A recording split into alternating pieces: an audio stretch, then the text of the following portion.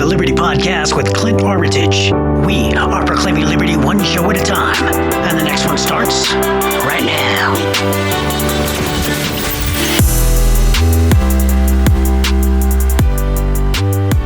Well, you know exactly where you're at. You're at the Liberty Podcast. My name is Clint Armitage, and now we are continuing on into our series on the signs of judgment. Now, this is part 5, although we are actually on Harbinger number 4. Part 5, but we are on Harbinger number 4. We're going to listen to an excerpt on that Harbinger number 4, and then we're going to have a commentary about it and see what we come up with. Here we go. And the fourth harbinger. But we will rebuild. They vowed to replace the bricks of clay with hewn stone.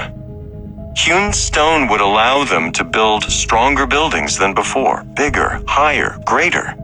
Their buildings would embody the nation's pride.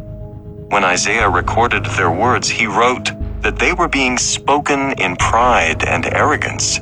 In Hebrew, the word he used for arrogance is linked to the word for tower. The fourth harbinger is the rebuilding of what had fallen, the rise of the tower. And how did the fourth harbinger manifest in America?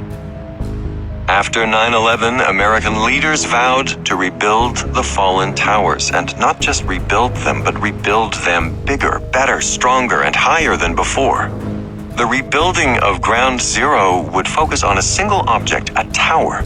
The plan was to build the tower of Ground Zero bigger, stronger, and higher than the towers that had fallen. It was to reach a height of 1,776 feet, the number that marked the nation's birth. As in ancient Israel, their rebuilding was to become the focal point of the nation's pride and defiance, and the embodiment of the nation itself.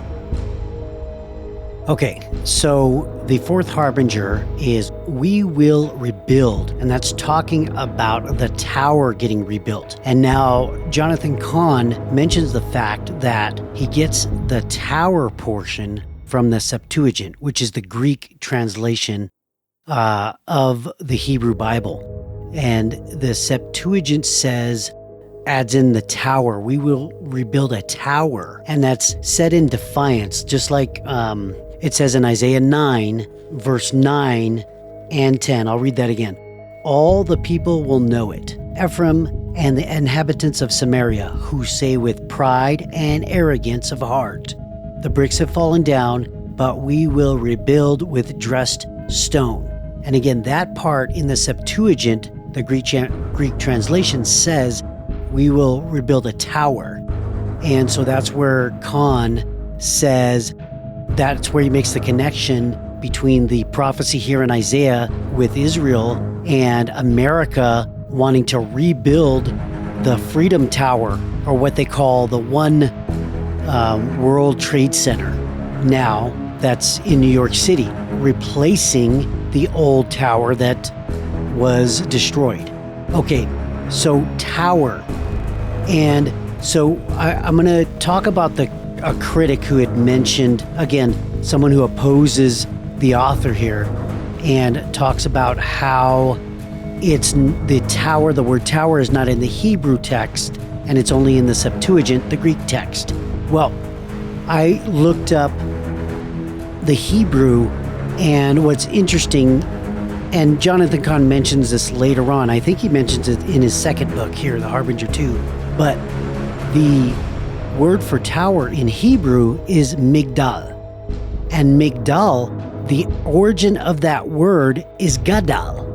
And gadal is the word for arrogance. Well, one of the meanings of gadal is arrogance. And so it is linked, arrogance and tower.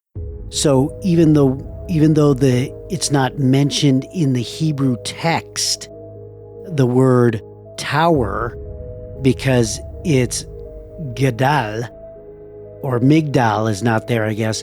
But the interesting thing is the text does talk about their arrogance in verse 9 there. And it is that word is linked to migdal, which means tower. So that is interesting. Okay, so actually, now what I'm going to do, I'm actually going to read something from raptureready.com. Raptureready.com. And it's a lady by the name of Cynthia Nuara.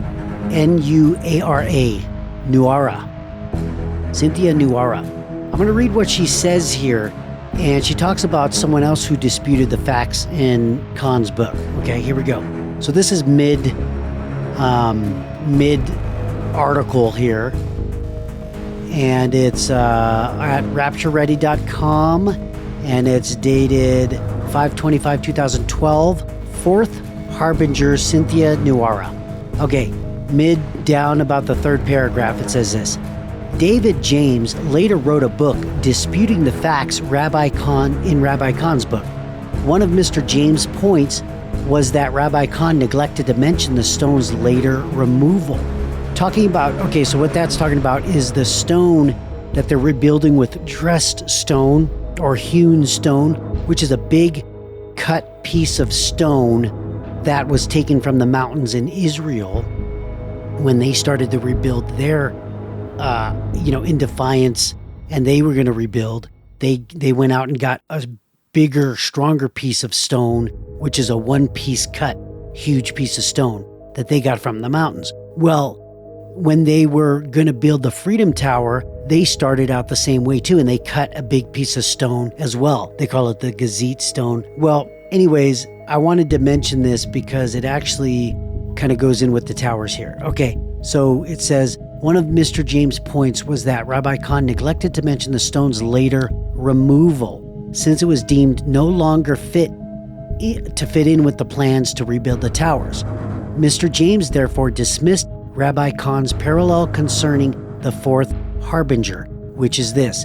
Kahn compares the ancient Israelites who had turned away from God and were rebuilding even bigger and better with cut stone, and how it parallels America and the cornerstone placed at ground zero when the rebuilding process began. Just this week, I viewed Rabbi Kahn's sermon on Harbinger facts and did some research to verify his findings. So far, what I've discovered correlates his claims. However, I was a little bothered by what David James said in his Harbinger fact or fiction book regarding Rabbi Kahn not mentioning the stone's later removal. Nevertheless, I didn't see this as a huge deal breaker, figuring that Rabbi Kahn saw no need in mentioning this fact. After all, they did start out with the ground zero stone. They did have a big ceremony surrounding its lowering onto the site, so I tried to justify it in my mind, but I was disappointed. The Bible prophecy that has been a passion of mine for the past 35 years. Rabbi Kahn's sermon with his astonishing revelations has caused me to bubble over with excitement and awe, and now my bubble was slightly deflated. Until something profound happened that I believe is not just coincidental. Last night I fell asleep watching a religious program on TV, and I woke this morning to hear a preacher talking about our Lord and Savior Jesus Christ. He's quoted the following scripture, Psalms 118:22. The stone which the builders rejected has become the chief cornerstone. This really got my attention. Could it be that later removal of the ground zero stone paralleled the rejection of our precious Savior, lending credence to the fourth Harbinger rather than detracting from it? Whoa, that's actually pretty interesting. It's interesting that she would see that. The cornerstone that was rejected was Jesus, right? Back in Psalm 118:22 there. And the tower in the fourth Harbinger rebuilding with dressed stone, and then it was later removed from the tower, the Freedom Tower build, or the One World Trade Center Tower build. That is interesting. What do you think? Well, that's it for today's Liberty Podcast. Thanks for coming by, and until next time, stay safe, stay motivated, and keep seeking liberty.